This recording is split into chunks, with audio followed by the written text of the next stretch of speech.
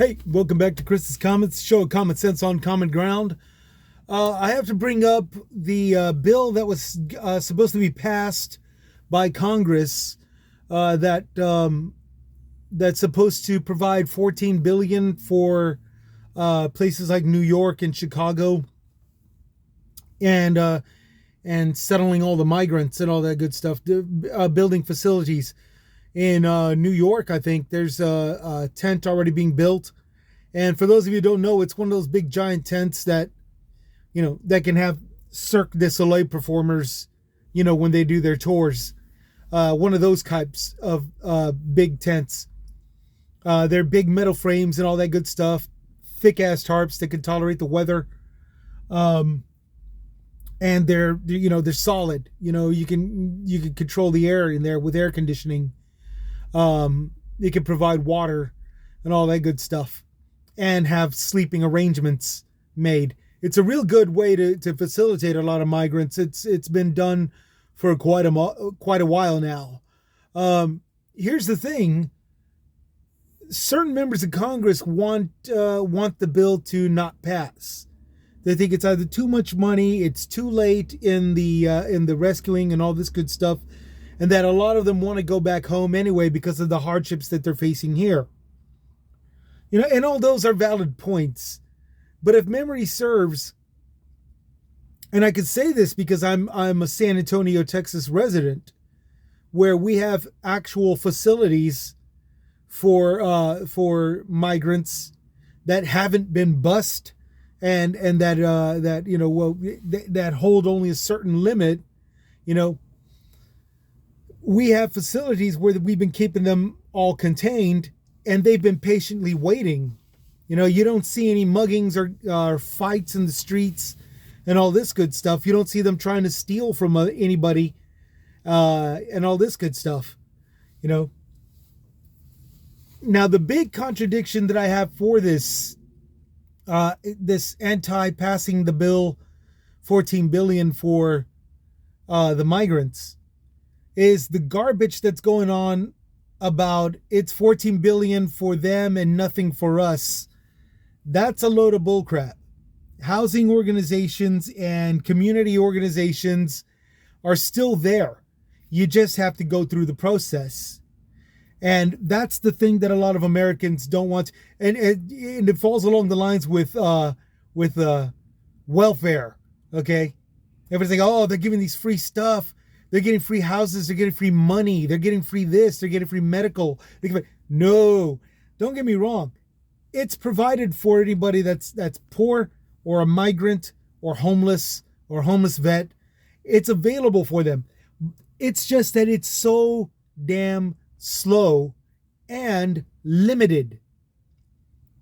As a person that used to be on welfare, I can honestly tell you there has never been a rush to get back on it.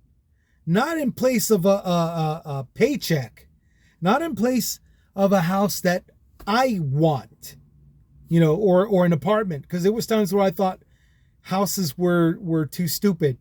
If you live in an apartment, you don't got maintenancing, you don't have lawn care to worry about, you don't have you don't have people parking in front of your house, and you just don't have a lot of problems to worry about if you live in an apartment complex. This is me back in my 20s, my 20s and early 30s.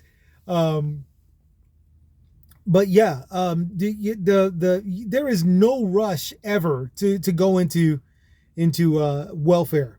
And I know there's a lot of people like, oh yeah, no, there's people driving Cadillac Escalades that park in the thing. And that was true for a while. Especially when the Escalades were brand new, and there was very little to stop the drug dealers or anybody that does street work. Okay, whether it be black market or pimping or whatever, or drugs. Drugs was the main thing that took over everything and all this good stuff. But if you take a look at these community hospitals now, you take a look at these community welfare lines now, you take a look at all of the stuff that everybody's supposedly getting for free, okay? There hasn't been a Cadillac driver in a long time. There hasn't been, mostly because it's just downright stupid. If you're living poor and you spent X amount of money, even if it was drug money, on Cadillacs, when you should have been spending it more into an investment into you and your family, well, the repercussions is that you got this junky ass Cadillac, that everybody thinks is just so cliche now and all this good stuff. And you're still back in the welfare line, which, don't get me wrong, those who are on drugs would probably find that fine, But here's the thing. Even they know what they're missing out on. Okay? You got to trust me on this. Even they know what they're missing out on as far as living a good, decent life, with a good, decent roof over their head and a nice, stable job. Okay? These guys know what they're missing out on. And so to think that they're getting handouts all this time and that they're getting fed drugs through the clinic that the Pentagon and the government supplies themselves. Yeah, there is that. But you got to understand, even the drugs that the government is spending on, is like fentanyl. If you was to just take fentanyl only, you would actually be able to reduce the amount of drugs all the way up to sobriety. And that's if you're not biologically codependent, to it. That's an entirely different medical issue. But if you just use those drugs and the benefits work, otherwise the stuff wouldn't still be out there. There are people changing their own lives, with the help of the government. It's just that nobody sees that because of the simple fact that Biden did this with his son, who is a dope addict, this other crap, the relation of and the troubles with that. But many of us down here in the normal, average, everyday American world, who's got that one cousin or one aunt or one uncle that's still addicted, if you know anything about an addiction, quitting it is easier said than done, and there's ups and downs that go to it. And with all of this talk about giving away, everybody gets these handouts and all this stuff. We who look at that cousin or looks at that brother or sister or aunt or uncle who's still chained down by this addiction and chained down to the thing, we don't want to switch places with them. No way in hell are we doing that. Okay? The organizations that work are there for you to make it work for your life, to change it, make everything better. Okay? There's no way in hell I'm going to switch with any of. I've got an actual uncle and I've got a cousin that's sort of confined to that. Actually, I've got two cousins. One that has to rely on government medicines just to keep his mind straight. Because if not, he gets violent and all he does more harm than good if he doesn't keep that medicine that keeps him stable. So yeah, sorry, it's just that I'm waiting for work to open up so that way we can start work. But yeah, the program's now switching it back to the migrant situation, where we've got facilities and all this stuff. And I still honestly believe, I can bet real money that if we let the government get organized, and put facilities, have them build facilities just like the contract that's doing that big tent, but in various parts of the U.S., as well as gutting out and what do you call it? Renovating the abandoned warehouse or closed down warehouses and stuff where no company wants. Otherwise, it would have already been rented out already. Maybe even going as far as housing the homeless, whether they be migrants or veterans or whatever, in abandoned towns that nobody even wants anymore. Texas has got 127 counties, I think, and almost every single one of them has one town. even a small sized neighborhood like an Andy Mayberry sized neighborhood. You know, there was one here in Texas where I was on my way fishing back in the early 2000s where it was literally, I think it was literally like 200 yards, a town 200 yards, and the only thing left standing was an old gas station out of that little area. Like literally, you're driving by it and you blink and you've already left the border. You already left the city border. One city, you blink your eyes, you rub your eyes like this and all this good stuff, and you've already passed it. You know, and there was only like one old abandoned gas station there. You know, old abandoned towns wouldn't be so bad. You know, you gut them, you renovate them, you hollow them out, you put some more tent facilities, you put some plumbing into it. You know, you put some solar panels to power them. You know, and then you put the migrants or the homeless veterans or the homeless, you know, people or whatever, the drug addicts. You put them in their facilities to sober up, straighten out their traumatic whatever with therapy, obviously, but in their communities, or just simply vet the migrants that need a place to stay, without them being victimized in our cities, without them being turned into predators in our cities. You know, and that which leads to another thing. Separation of criminals and the infected. Because I remember there were quarantine sections for COVID carriers, okay? Anybody that's infected with something was segregated, and it required medical people. That's medical jobs, American medical jobs, that could be put to good use, along with the housing and that's good carpentry and house framing jobs, electric jobs, plumbing jobs, air conditioning jobs. You know, we just invest in ourselves as taxpayers using the government, using our state government, but that's stretching it a little here in Texas because Governor Greg Abbott is just this worthless waste of life running the Lone Star State. He could easily reinvest us with all the money that Texas makes. We could reinvest ourselves by putting these facilities and facilitating abandoned towns, you know, into vetting processing stuff. If he had started this in 2000 or 2020, you know, here in 2023, would have already started to see the American taxpayers that came from whatever country through job placements, if not letting them do their own careers. And we would already start having our taxes being paid back. You know, that could be that would be in the millions if you had started in 2020. Okay, that's the start of the big profit coming back, and I'd still bet real money that we are missing out on this. Also, deals could have been worked out with other sanctuary cities. He did this bus thing where he was being a pain in the ass, which was costly, especially to our tax-paying dollars.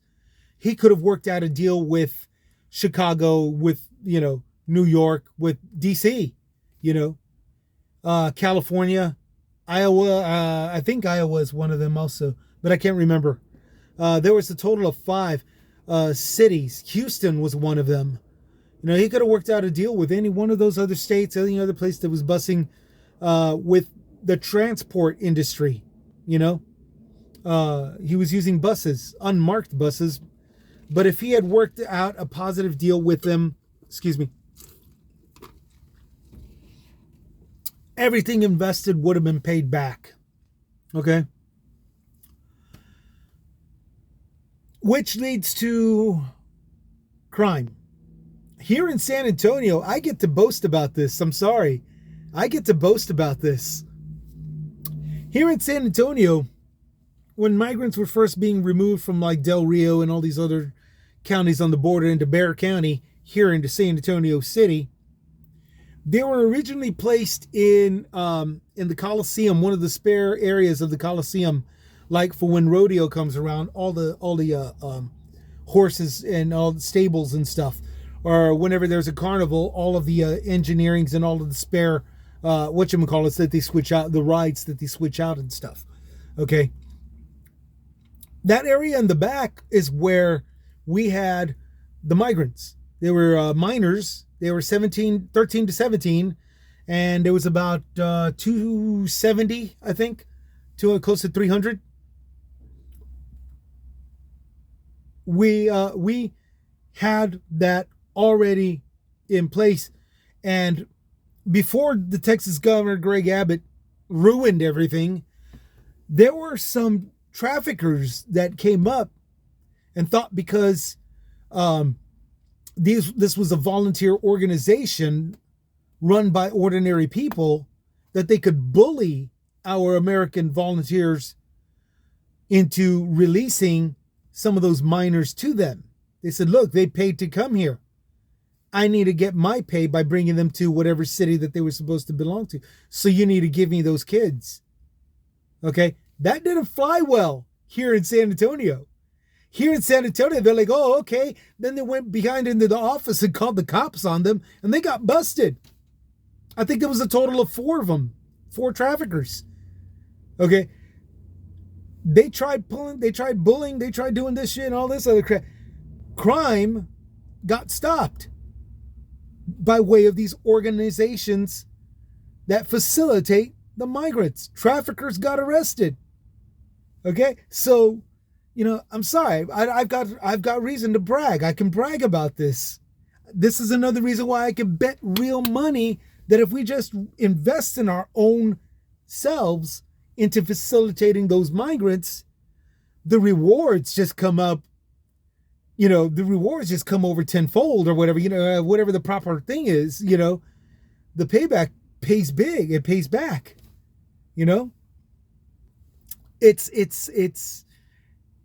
It's just so evident, and it makes total sense to do this.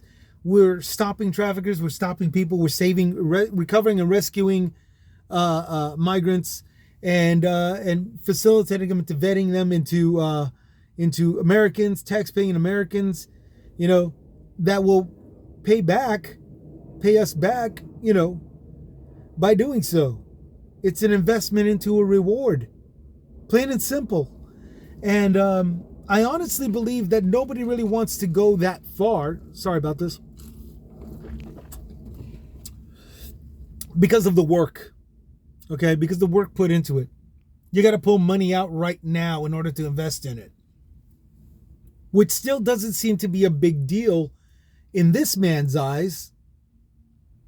Just simply because of the fact that we're already pulling out tons of money as is, just to do these little types of basics in survival. These soup kitchens and these food, which isn't a bad idea because it's also catering and food industry that will get profitable by way of working out a deal with the government working out a deal with them.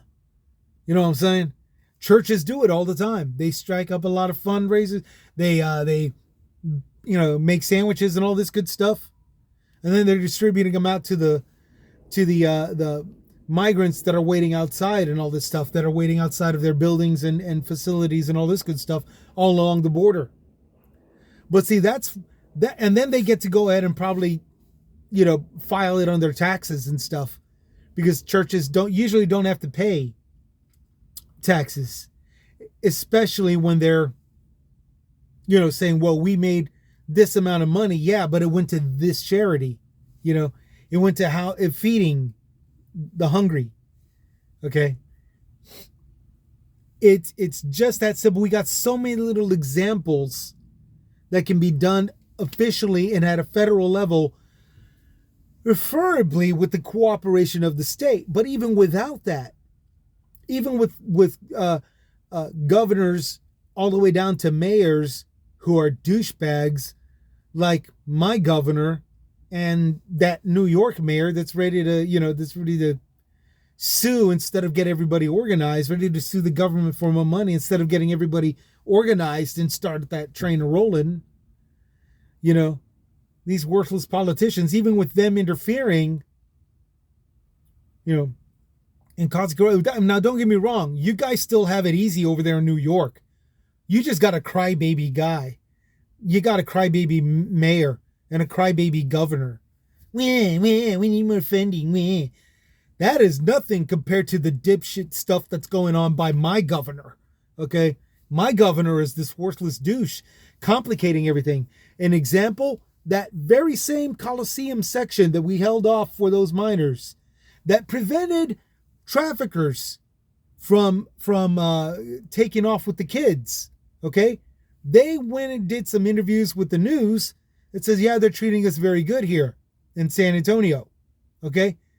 Thankfully, that already got posted before the governor who came to San Antonio did a little roll around. I say roll around instead of walk around because he's on a wheelchair. He did a little rolling around, saw everything, didn't even speak to anybody, didn't even acknowledge the kid's existence, but came out, went up to the podium and said, we got to get these migrants out of here because children are being raped in this facility. His words, which caused an investigation, which caused all those kids to be moved back to the border in the facilities that were not keeping them safe. Okay? There's a lot of people under bridges. There's a lot of people on campgrounds, tent cities where people are getting attacked. Okay? There's a lot of people that are getting arrested and rearrested by Border Patrol and then later on state troopers. And then, a lot of them are being deported right back. It's a big messed up circus down there. And all the people that are in charge and are doing this crap are saying, well, Biden's not doing his job, which is total BS because Biden was doing his job. The kids themselves went up to the media that was looking in and filming everything and said, hey, we're doing good. Okay? You guys up in New York and Chicago and the DC area, you got it made. I'm still upset with all of you because of the fact that you're just constantly bitching when you have no real reason should you two collaborate and work together and invest in yourselves to have that all that reward come payback, to pay the county back, to pay the state back, to pay the government back. Your mayor and your governor just suck, New York. You guys, your mayor and your political leaders, they just suck. They just cry. Here in the Lone Star State, our governor causes problems. So, okay, I'm going to stop shaking my finger at you and get right back to the thing. Yeah, guys, let the $14 billion pass. It's only $14 billion. It's not $300 billion that we got to send to Ukraine. And to top it all off, they're only asking, and I know I've said this before, but I'm going to say it again. They're only asking for facility building materials. They're only asking for food. They're only asking for water, clean water, plumbing. They're not asking for artillery. They don't need missiles in New York and Chicago. They don't need any anti-aircraft, militarized weapons. All they want is just some food, plumbing. They want decent plumbing. They want decent air conditioning and heating, especially up there where the weather gets extremely cold. That's not a problem. This and to top it all off, they can do it with only $14 billion. That's not a problem, people. It's not a problem. So yeah, I do apologize for rambling on, but in my head, I got it already written out how I wanted to say it. And I did say it the way I needed to, as opposed to the the way I usually do. Well, the way I've been doing lately. Okay. I've been doing it lately. And I apologize for that. I've been switching jobs and I've been going to this job to that job. And I'm back to trying to find my stable one somewhere around here. Um, but while I'm doing it, don't say but, however, while I'm doing that, I am coming back to making time, and I will be back to writing the scripted segments that I have to state, you know. Um, and I'll be going back to that, hopefully within this year, hopefully before the end of this year, which I know that's not saying much, seeing as how this is December, but don't say but. However, um, that's pretty much the long and short of it. Let the bill pass. It's only 14 billion. We've been paying so much for other countries, you know. And everybody like in Chicago that's saying, well, it's money for them and not for us. That's BS also. There's community I forgot what it's called, the community center that's being built at the same time for Chicagoan citizens who want to get together and actually help each other and benefit and all this other stuff and fundraise and everything. Stuff that technically cities should be doing all the time anyway, but has been decreased a lot throughout the years. I understand there's some gang violence and all this good stuff. But the more you get organized and the more you start making it reasonable enough to actually put the gun down, technically, that works. That's the one thing, like, nobody can stand Bill Clinton, and I understand that. He was a swine.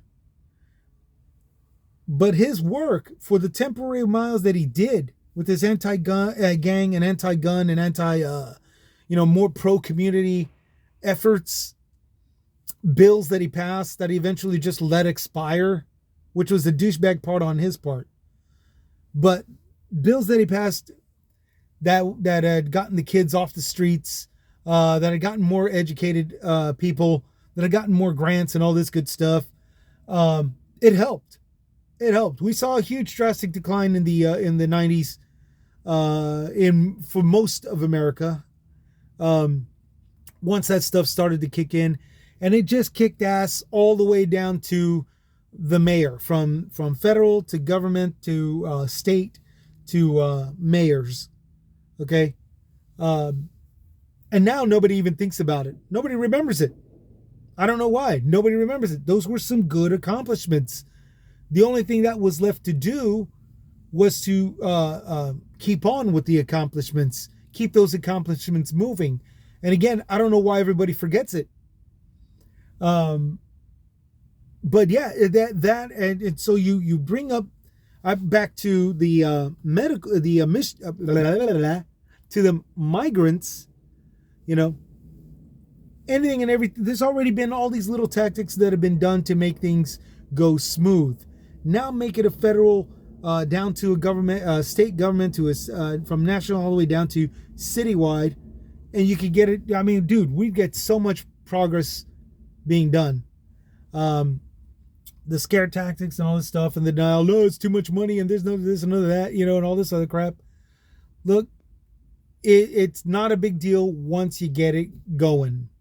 Okay, it's just getting there. Starting off and getting to it that is harsh. It's a little bit more harder, a little bit more difficult. So the last thing we need are politicians, political leaders to make it even more difficult with their power plays, which are, not helping anybody. All right, we're coming up to half a darn hour. Oh my goodness gracious. Y'all take care. Y'all take it easy. This is Chris Comments, signing out.